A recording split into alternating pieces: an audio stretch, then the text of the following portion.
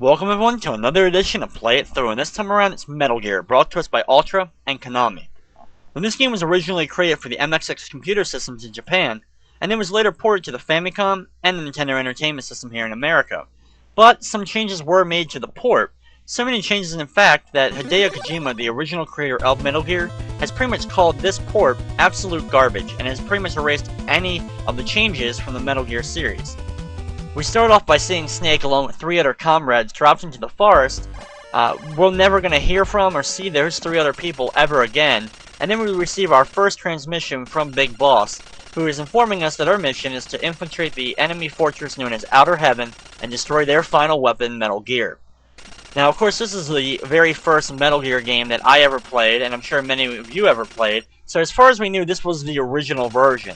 And it wasn't until years later, thanks to emulators, or the PS2 version of Metal Gear Solid 3 Subsistence, that we actually got a chance to play the MSX versions of these games.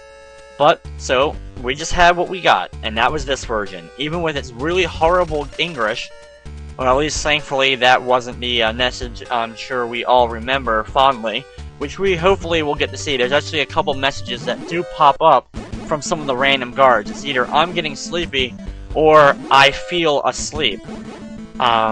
Yeah, but the English, I think, is very much noted and has been talked about a lot throughout the history of video games, and of course this is considered one of the worst translations ever, so I really don't think I need to make fun of it really anyway. But we start off in this truck. I got the binoculars.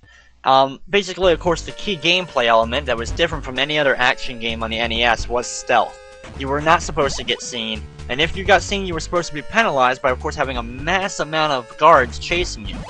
The best way, of course, to start off by taking them out is wait till they're turned a different direction from you and give them a few quick punches.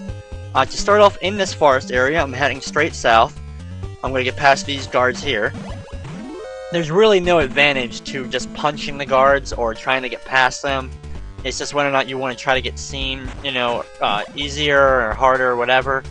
Then we're going to enter this truck here, and we're going to receive our first key card. Now, throughout the game, we're actually going to be collecting 8 different cards. And probably one of the most annoying things about the Metal Gear game, this one and the Snake's Revenge on the NES, even though it really doesn't count, is the whole switching in your equipment and your items to keep switching between different cards to open a door. Because you'll have one door opened by card 3, the following door will be opened by card 6, and you constantly, most of the time, are standing in front of a random door, constantly switching cards to figure out which one randomly works. Now, I just grabbed my first ration, and here's some of the stuff that we're really going to see for the first time. All the items that you collect, whether it's ammo or rations, will keep reappearing in the room or the truck or wherever, as long as you exit and then re-enter. So I always highly recommend stocking up on either your ammo or your rations. Now this is a good opportunity to talk about the ranking system. As you can see in the lower left corner of the screen, you have a rank.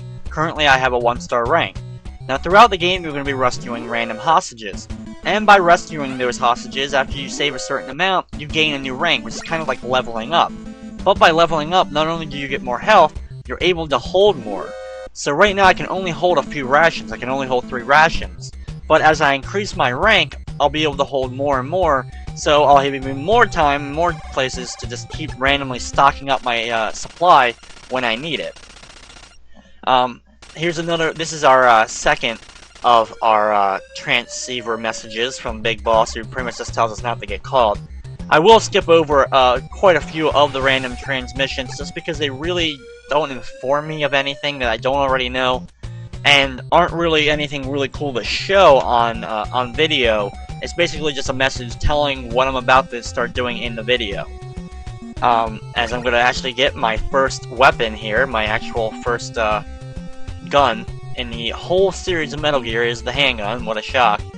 And now I'm going to head over to this elevator for the first time. We get kind of the sideways view of going up in the elevator to the next floor. And exit the floor here. Okay, on this floor I'm going to go right through this camera because there's just no real sense of trying to be stealthy about it. I'm going to get seen. And now I'm going to head down here and enter this door.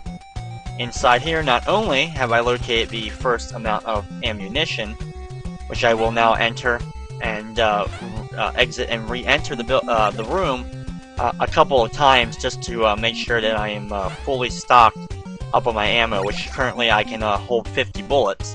But then I'm going to head south through another door, which is going to give me to my first hostage. Oh, that was a close call. Okay, well, you're saved. I don't know where you're going to go because I just saved you. I don't know how in the hell you're getting out of the building without getting caught. I just equipped the gas mask there because, of course, I'm sure you can see the poisonous gas that is bellowing from the floor area of this room. And one of the unfortunate things is I have to quickly switch off the gas mask and go to a key card in order to exit the door, so there is a few seconds where I will get hurt as I save my second hostage. And after you save certain hostages like this one, they will give you some useful information instead of just saying that was close. So it's a good idea to save as many hostages, of course, as possible, besides just leveling up your rank. Of course, I have been seen, but I'm just going to pop a bunch of those guys. As soon as I exit off the screen, I am back in a safe area. Of course, that was one of the big changes from the MXX version, because you actually sometimes had to exit more than one screen in order to avoid the enemies from being able to see you anymore. Okay, I'm going to head over to the right. Shot through that guy, he saw me, but it really didn't matter. And now I'm going to head down here and enter this room. And in here is our second key card, or our second card, whatever you want to call it. It's card number 2. Okay, now that we have 2 cards, of course, most of the rooms in this building, of course, now we can fully open.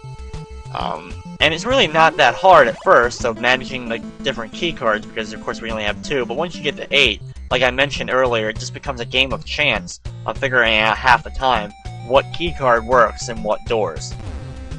But I'm gonna head down here and head pretty much back the way we came, but I wanted to make sure I grabbed that key card first. I'm also going to make a stop in this room over here, as I'm going to switch over to the second key card, and you're going to be seeing that that selection screen quite a few times during the course of this run, as I have just located a missile.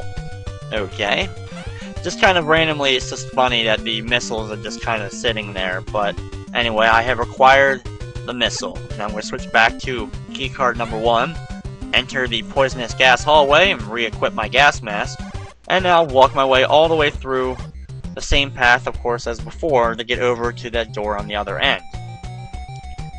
And once I get over here, I'm going to switch back to card number 1, exit the door, and now we're going to go up here, back into the room where we got ammunition, which of course has been re-put there, so I'm going to grab it real quick just to make sure that I'm back up to 50 bullets for now, until I increase my rank and actually I'm able to hold more.